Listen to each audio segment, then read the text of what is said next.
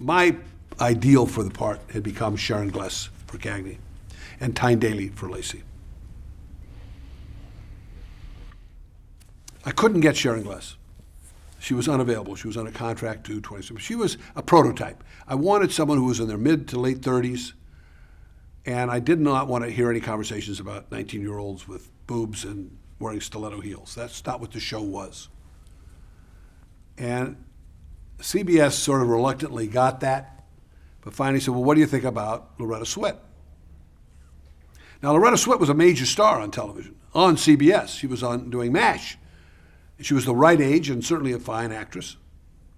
And I said, look, she's terrific. I said, the problem is, she's really not available to do this as a series. She's just, this is her hiatus. She's only available for the movie. You're blowing me out of the water for any possible back-end series. And they said, Barney, you've tried to sell this to our series people, and you failed. This is a movie of the week. That's all it is. That's all it will ever be. We have a pay-or-play commitment to Loretta Swit. We're giving that to you. Unless you can do better than that, this is who you're going to cast. So I couldn't, of course, do better than that, and that's who we cast the picture with. The show went on the air on a Tuesday night, and it got a 42 share. 42% of America watching television that night was watching Cagney and Lacey. It was a bona fide hit, monster hit. Within 24 hours, I was in Harvey Shepard's office, and he was asking me, can you turn this into a series? And I said, watch me, And he said, how fast can you deliver? Now, I knew that on May 1st, on or about May 1st, this was October, I knew on or about May 1st, he was going to be in New York, picking the shows for the fall. So I had to be on the air. He was giving me a 6-show order. I had to be on the air before May 1st so that he could decide to put me on the air for the fall. So I quickly subtracted 6 from May 1st, and I said, I'll be on the air March 15th. This is October, mid-October. I say we're going to be on the air March 15th. I have no scripts. I have no cast. I have no sets. Nothing. A studio that has never made a television series called Filmoids. Not in the modern era, anyway, had made a television series. And he's looking at me, he's bemused as I'm saying this. And I said, except there is a caveat. Oh, I said, I have to recast. I don't have a Cagney unless you want to get Loretta Swit out of MASH for me. And he laughed and he said, recast. Get Tyne Daly if you can, but you have permission to recast that as well. We once again went to Sharon Gless, and she turned us down again because she was not available. She had just signed to replace Lynn Redgrave in a series called House Calls at Universal. She had signed to do that thing. It was an interesting deal, actually. She had agreed to do it. She didn't want that part, but she agreed to do it, provided that doing it released her from her exclusive contract to Universal. So, but there she was. She was not available. So we started interviewing actresses. It was a fascinating experience, by the way, because these actors would come in, and some of them were pretty good names, people who I had admired in various movies, and many who I didn't know at all. And I would say to this actress, it's a pleasure meeting you. You're very, very interesting looking, very attractive, great resume. I'm sorry I don't know your work very well. Can you tell me, if I was going to see one film, what I could look at? And they'd say, oh, yes, I was the lead in so-and-so. And so we'd get the movie, and I'd run it. And they weren't lying. They were the female lead. They were the nurse. They were the wife. They were the secretary. It was so amazing to me. I would talk about my consciousness being raised about how small these parts were. No wonder they were lining up around the block to play it. I was offering a very good part. This was maybe the best part for a woman, maybe ever.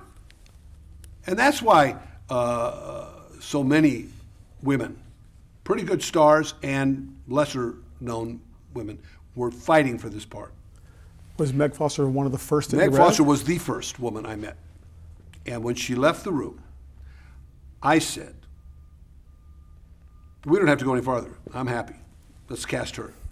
And Barbara Abaddon said the same thing. Dick Rosenblum and Sal Iannucci, who were the Filmways executives, said, "Oh, wait, let's not rush it. We got to keep looking." I said, "Okay, we keep looking as long as you want." I said, "But don't lose her. That's the girl. I liked her." We kept looking. We saw a lot of people, and we ultimately came to CBS with 4 or 5 actresses, including Meg Foster. Meg Foster being the least known, I think, of the women we brought in, if memory serves. And Harvey Shepard asked me, "Which one do you want?" And I said, "Meg Foster." And everybody nodded in agreement, all of his lieutenants, Gene Guest, the casting director. And Harvey said, "Okay, let's go." So that was the decision, except that next day, Harvey came in with, maybe we should look at one other actress. And he wanted me to look at Susan Clark. Okay. Susan Clark was an Emmy Award-winning actress, multiple Emmy Award-winning actress, very fine actress, and a good name, a bigger name than anybody we had looked at. Had never done episodic television at that time. I knew her husband. He had done a Daniel Boone when he was a football player for the Detroit Lions. He played a blacksmith who could lift a wagon with one hand and put on the wheel with the other. It was his acting debut. We had to write out his words so he could read them. But we got him through it, and he was good. So we went to his home, to their home, with Tyne Daly in tow. Dick Rosenblum, myself, Tyne Daly went to Alex Karras and Susan Clark's home. And we had Tyne sit over there on the couch next to Susan Clark.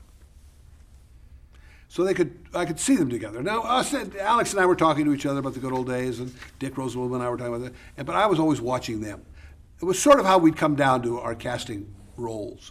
The last half dozen women who were up for the part, we had them meet Tyne Daly, and we wanted to see if we could ascertain if there was any chemistry between the two people. And the two women certainly knew each other. They respected each other's work. They got along famously. And I went in the next day to see Harvey Shepard, and I told him what we'd done. And I said, "Look, if you want to go ahead with Susan Clark, it's okay with me. Except," I said, "we have to change the title." He said, "What?" I said, "Yeah, we should call it Lacey and Lacey." He said, "What do you mean we should call it?" I said, "Well, they're like sisters, And after I went to explain why she's from Kansas and not from New York, I got to do some, He didn't appreciate my sarcasm. But I told him, I said, she isn't New York. Susan Clark, is a country girl. She played Babe Dietrichson, for God's sakes. She's a real, anyway, not urban. So an argument ensued, which I ultimately won, and Meg Foster was cast. So Meg Foster was in for 6 episodes. How did she do? And how did it come that Sharon Gless replaced her? Well, obviously she didn't do well, or she wouldn't have been replaced. But she didn't do well on a couple of levels. I have to say in front that I'm very fond of Meg Foster. I have used her in films since Cagney and Lacey. I would use her again if I was still doing that sort of thing. I think she's a fine actress. She's a nice person, talented, special. She failed because the show failed. I mean, nobody was watching us. But she failed, more importantly, she failed because she didn't own the role in a very special, specific way. She made some choices that I'm not sure exactly, she was not directed into those choices, she just made them. She began to emulate Tyne Daly. She was, I think, intimidated on some level by Tyne Daly. So that when Tyne Daly would do something, a gesture, a movement, Meg would follow suit. The show was becoming Lacey and Cagney. It took it off balance. I didn't see that right away. Barbara Corday saw it pretty early. Barbara Corday saw it in a reading in the living room. Said, "Barney, you got to get her. You got to give her some backbone. She's got to be tougher. Got to be, she can't be deferring so much, And other friends of mine said to me, you're betting on the wrong horse." So I'd been told that, but I was determined to win, and Meg was my choice, and I was going to make this happen. And the show failed. So he said to me, will you recast? I said, who? He said, Meg Foster. Why? He says, Barney, this is not our old argument that we had when we were casting, when you wanted to cast her and I didn't want to. He says, I agreed with you then, and I'm not going back to that. He says, but it's clear that this is not working the way it worked with Loretta Swit. There you had a contrast of types, of class versus street. Now you got too street. They're too street. They're too similar. I said, I could dye her hair. He looked at me like I was an idiot. I said, all right. I said, you want me to put together a list of actresses who could play the part? He says, no. He says, I won't play that card unless I have to. But I don't want to hurt, she's worked hard for us, and I don't want to unnecessarily hurt her feelings. He says, but if I want to know that I have your permission to play that card. And I said, yes, you do. Now, I wasn't there. I went to New York with Dick Rosenblum to do what every other producer in town was doing, hang around the hallways, hoping for some word. But I wasn't in the room. But here's, in a nutshell, what I think happened. They have a large board in that room. And on that board are these sliding plaques that represent the name of the show and the different times of the week. And they put them up and they move them around. They shift the whole thing around. And now it's time to talk about Monday night at 10 o'clock. And they agree they're going to cancel Lou Grant. And Harvey says, what do you say we put Cagney and Lacey in there? You know, I was very impressed with the way it performed in its last outing, and it did so at 10 o'clock. I think we might do well. And the sales department endorses that. But all the development executives say, boo, yes, that was a fluke. All the naysayers. These are guys who, you know, if Harvey Shepherd could pull a show from the movie division and make it a series, what are they going to do for employment? What do you need them for?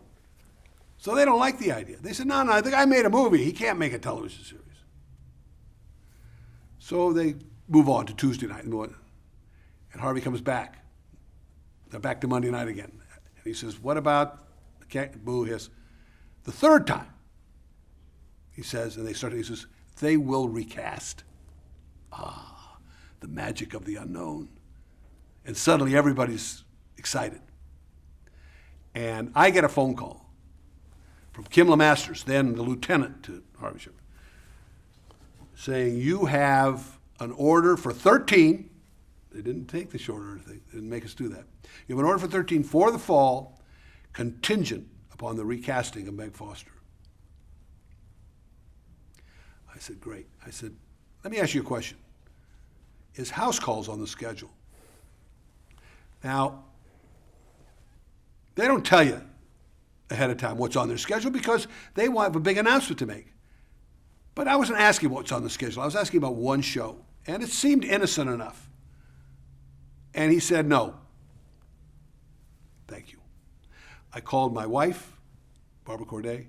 I called my mother. And then I called